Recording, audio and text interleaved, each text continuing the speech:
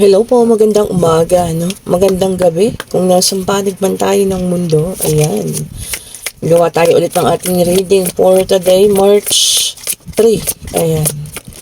Check na natin kung kaninong mga energy itong ating makukuha. Okay, meron tayong Queen of Cups. Emosyon. Full of emotions. Ayan, iba-iba. And then, meron tayo ditong the Emperor. Okay. Natural born leader. Okay po. And, meron tayo ditong King of Pentacles. Wow. Marunong. Sa kaperahan. And sa lahat po pala lang nag-order ha, na ipag-JNT ko na po kanina ngayong umaga lang. No? Actually. Kaninang alas 7. Maagang-maaga tayo. So, expect nyo na sa malalapit po ha. Bukas, pwedeng nandiyan na sa inyo. Medyo malayo naman by Wednesday. Ayan. Pwede na rin po kayo magpabook ng private reading sa akin ha. Pabook na po kayo ng private reading para bukas Tuesday. Then, meron tayo ditong 6 of Cups. Ayan. Ang ganda oh. Parang baliktad yung aking pag-shuffle. Ang ganda oh. Ang ganda ng 6 of Cups. And then, meron tayo ditong King of Cups. Puro emosyon ah.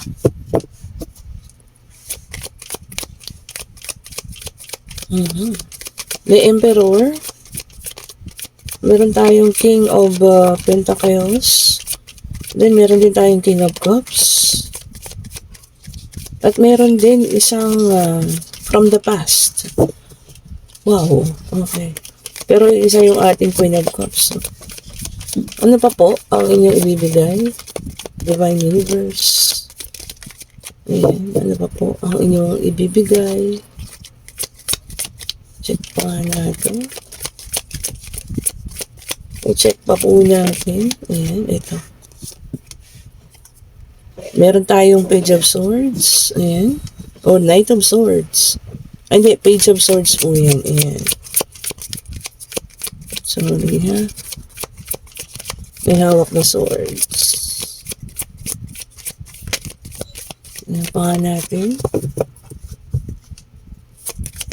Oops. Talaga nagtatumbling ang mga baraha ngayon. Merong Queen of Pentacles. Okay. Nakakaloka ito, oh. Medyo naluloka po ako sa ano, ha. Ayan. Pero meron na ako nakikita, eh. Okay. Kung kanino man itong reading na to, ha. Talaga namang mapapatanong po kayo kung kanino man ito. So, ito na siya. Yung pinaka-last. Ooh. And then, meron tayong 10 of Pentacles. Okay. So, ito no, meron tayo ditong Queen of Cups. Ayan. No gender specification tayo ha. Pwede rin babae, pwedeng lalaki. Pwedeng ikaw rin yung King of Cups. Ito para din, ano, yung, tignan nyo naman, nakakatuwa. Nagtapatan, no? King and Queen of Cups. Ayan. King and Queen of Pentacles. Okay po. Kasi may nakikita ko rito, no, isang tao or person, ayan, na maaring may magbalik. Ito rin ha. Ayan ha. Pero hindi lang isang tao ito eh. Dalawang tao ito, no.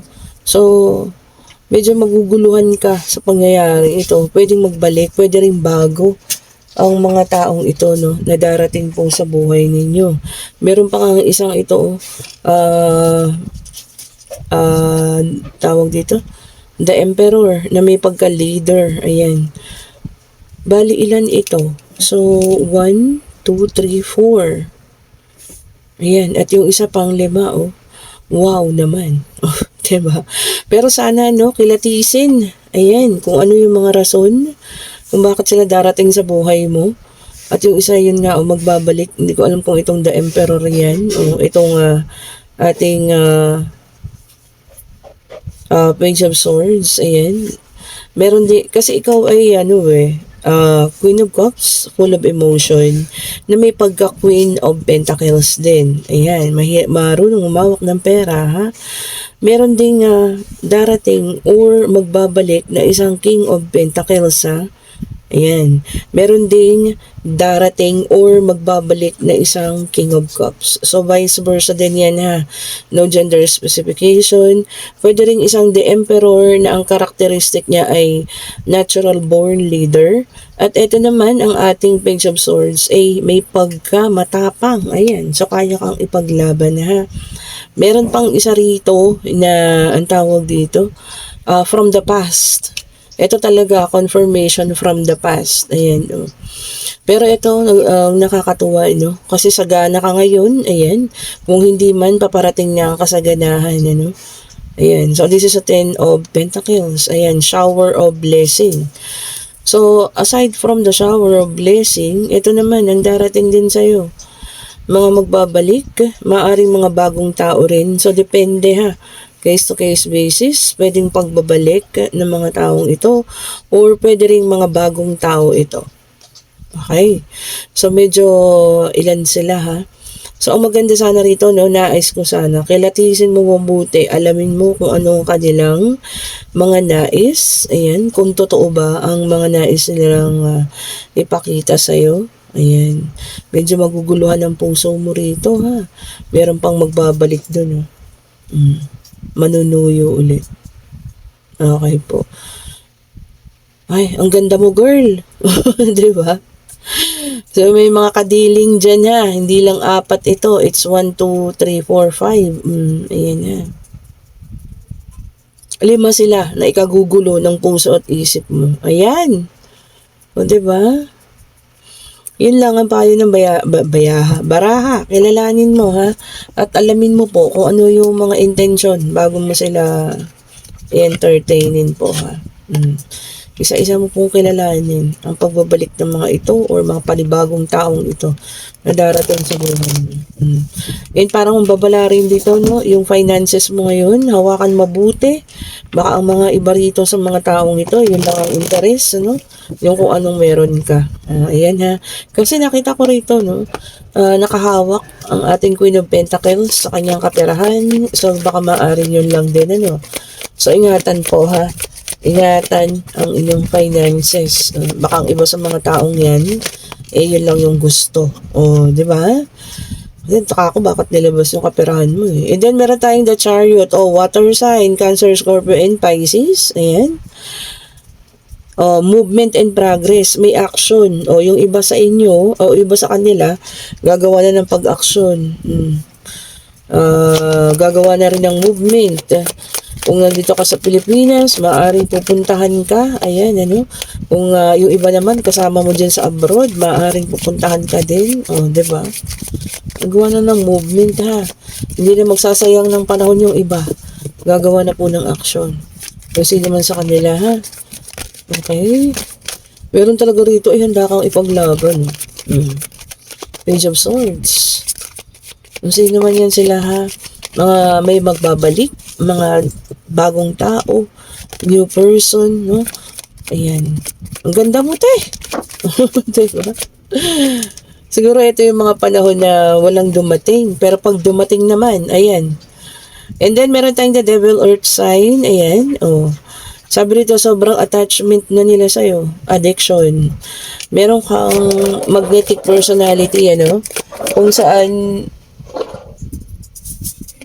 para na ma-magnet mo yung mga tao sa paligid. Diba? Pasensya na po sa ingay na naririnig, ha. And then, meron tayong Earth sign, Queen of Pentacles, the same thing, sabay pa na tumapat. So, kung ano man yung finances mo, ha, na meron ko ngayon, panghawakan din, baka kasi yun din yung gusto ng ibang tao, no? Para, kaya gusto lumapit sa'yo. Ingat-ingat, ha, binigyan na kayo ng ano. So, pakiramdaman, alamin ang purpose ng mga taong ito na nais umentra sa buhay mo. Okay po? And then, meron tayo ditong 12 Wands of Fire sign in reverse. Ayan. Meron din tayong personal goal. Ayan. Yung iba naman, iniisip lang yung tawag dito. Iba playing it safe. Oh, ayan. Tama naman. Play safe. Okay? So, isipin mo na ha. Mas maganda yon. Pag-aralan. Play safe. Tama. Tama naman yun. Pag-aralan mo na kung ano yung mga gusto ng mga taong yan ha. Okay? Bago tayo magbigay ng kung ano man sa kanila. So, sana mapili mo yung taong tao ha. Ito para sa iba naman, 9 of Cups, water sign, ayan. So, parang lumabas na lahat. Water, earth, fire, air, wala pa. Ayan. Tapos sabi rito, lack of time. Oh, mawawala ng oras. Baka para sa sarili, para sa ibang tao. Ayan na, time management lang po. Ayan. Time management, ayan, pag-aralan. Kung paano hawakan ng mabuti ang oras mo, ha? Okay po. Kapag tawag dito, hawakang mabuti, i-manage mo. Para lahat mabigyan mo ng pansin. O, ito na. Ace of Swords, air sign. Ayan.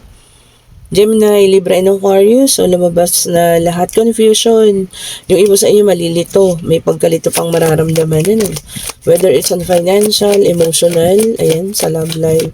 Baka malilito sa pinapakita ng isang tao. Makakaramdam ng parang gano'n. Ano? Pagkalito man. Oh, diba? So, ayan, kung kayo man iyan, suriin. Maaring related pa rin to dun sa nauna, no? Sa dami ng taong gusto makipag-deal sa kanya. Haba talaga ng hair mo, te. And then, meron tayo ditong Queen of Wands. Ayan, fire sign ulit. Confidence, sabi niya. And being independent. Oh, yung iba talaga sa inyo, no? Mas gusto na lang maging independent, ayaw na umasa sa iba, which is good, di ba? Lalo na kung kaya naman natin, bakit tayo aasa? And then, meron tayo dito the Magician, air sign, action, creation. Kung meron ka rin gustong gawin, ano, umpisahan mo na. Oh, di ba? If you want to do something, mag-start ka na daw. And if you wanted to create something, start it right now. Tama naman. Umpisahan na po ngayon pa lang ha. Kung meron tayong mga bagay na gustong matupad. Ayan. Tingnan natin ang oracle card. Ayan. Check natin ha. Kung anong ibibigay ng ating oracle card. Oh, medyo maganda ang reading ngayon ha. Hindi ka bigatan. Ano? Hindi kagaya kagabi ha. Medyo mabigat. Kalain mo, yung kagabi kasi pinagpalit ka lamang dahil sa sa sobrang magaling ka at matalino. Di ba? Pero ito ngayon, ako po. And then, meron tayo dito, relax energy. Oh, yung iba sa inyo ha, need mag-relax. Baka umiinit ang ulo. Oh, relax lang ha. Lunes na lunes. Ayan. Papasokin natin ang magandang energy. Oh, di ba? Kaya lang, di ba, kapag ka ikaw ba naman ay nasa gitna ng traffic, sino ba naman ang makakapag-relax niyan? Oh, di ba? Talaga mag-iinit ang ulo mo lalo kung nagmamadali ka na. And then confidence. O, pangalawang beses lumabas. May confidence din dito kanina, diba? O, ayan ha. Lakasan na ang loob. Yung mga iba dyan naghahanap ng trabaho, no? So, confidence lang po. Lakasan ng loob. Ayan. Or kung meron kayong task na gagawin, ano, lakasan lang po ang loob. Huwag panghihinaan, ha? Laging lakasan po ang loob kasi makakayanan. At makakayanan naman yan, ano, kung gugustuhin po. Diba? Lakasan lang po ang loob, ha? Be confident. Ganda. At ito pa, tingnan nga natin.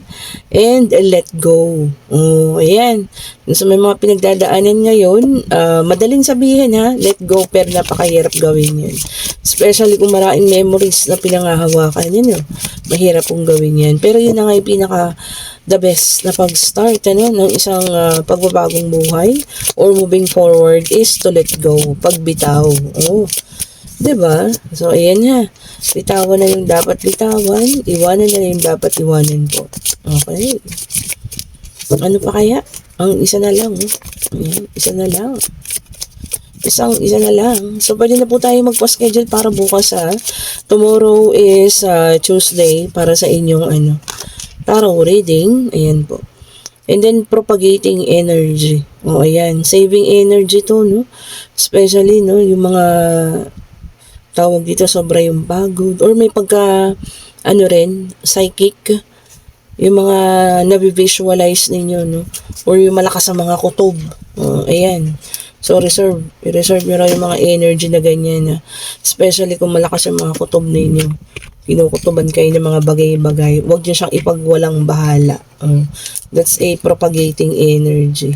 Kasi may nakita tayong bolang kristal doon. Ano? So, ibig sabihin talaga may mga taong malakas din yung mga intuition. Ayan, malakas ang kutob. Ibig sabihin, tama po yan ha.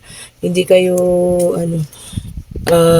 tawag dito, namamali. Kumbaga tama kung ano man yung kinukutuban nyo. Wala siyang, hindi siya mali. Yan. Nahuli natin yung term. And then, ito na ang ating yes and no card. Pwede na kayong magtanong, pag-ibig, pangyayari, financial, kung ano man. Ayan. Divine Universe, ibigay mo po sa amin ang kasagutan sa kanilang katanungan. Ito na, siyang siya. And yes po, ayan. And it's a Queen of Swords. Ayan, Queen of Swords signifies katapangan, confidence din, Ayan. Pagiging honest, truthful, ayan. Protective din, ayan. So, yung iba sa inyo, ganyan yung mga karakteristik nila, Napaka-strong din ng personality and napaka-realistic. Okay. So, yes, ang kasagutan, ha. So, kung sino man sa inyo ito, mga Queen of Swords, ayan, laban lang, sabi nga, laban lang sa buhay, ayan. At makakamit din natin ang tagumpay. Oh, diba? Ang ganda nun. Okay po, sa lahat na nagkakagusto ng ating reading, ayan, pa-like, pa-share, pa-subscribe. Thank you so much sa mga bagong subscribers, sa mga datihan, sa mga bumabalik, ayan. Sa mga kakausap ko sa Messenger, and sa lahat po na may gusto ng ating mga bracelet, ayan. Mag-message na po kayo ha, or i-click nyo yung link nandiyan dyan sa comment section. Ako lang po yung naglalagay ng link na yan, walang iba. So ako lang din po yung makakausap ninyo sa Messenger ha. I-tap nyo lang yan, tap. Ayan, i-click nyo lang. Ako po ang inyong makakausap para sa inyong mga order po. Ang next delivery natin is by, I think, Wednesday. Kung hindi Wednesday, bukas. So kung may gusto kayo pa-deliver, ayan, mag-order na po kayo ha. And meron pa rin po tayo mga evil eye set. Ayan ha. Itong evil eye talagang return to sender, kung ano man yung mga binabalak sa inyo, masamang isipin, ayan, pagsuot nyo yan, ako, babalik sa kanila yan. O, diba? Thank you so much for watching. Have a great day po. Happy Monday. Ingat-ingat sa pagpasok. Inabangan ninyo ang ating second reading mamayang gabi. Bye-bye po.